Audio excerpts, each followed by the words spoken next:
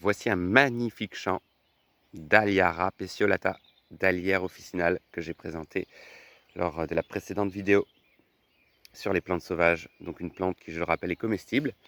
Tout se mange. Chaque partie de la plante a un goût différent, comme je l'ai indiqué.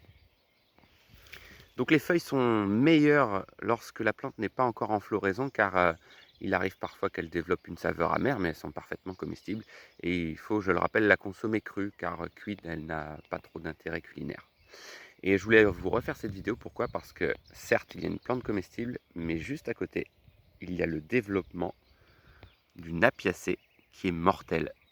Il s'agit de l'Etusa sinapium, la grande ciguë, que je referai prochainement lorsqu'elle arrivera en floraison. Je reconnais que c'est une grande ciguë pour plusieurs raisons, mais la plus flagrante, c'est de bien regarder. On va voir ensemble. Regardez la tige. Elle a des taches rouges et elle n'a pas de poils. Donc là, d'emblée, ça élimine toutes les autres espèces. Pas de poils et des taches rouges, c'est forcément la grande ciguë. Et la couleur des feuilles, vous voyez qu'elle n'est pas verte, elle est plutôt glauque, des reflets bleus, des reflets gris, mais c'est vraiment pas un vert comme la lierre, vous voyez bien, c'est vraiment un vert vert. Là, on est plutôt sur un vert glauque. Et on a des feuilles très finement découpées, hein, comme on peut le voir ici.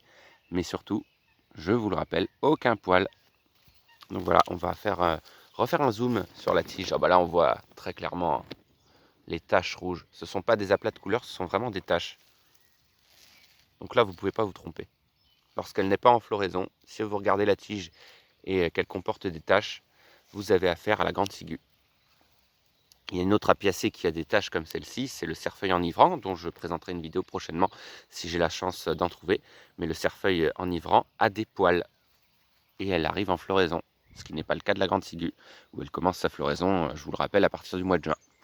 Donc voilà pour cette vidéo que peut représenter les dangers d'une cueillette si par malheur voilà, vous cueillez des feuilles de grande ciguë avec la lierre, ben, ça peut très mal se terminer cette aventure. Donc voilà pour cette vidéo. Bonne balade à tous, à la prochaine.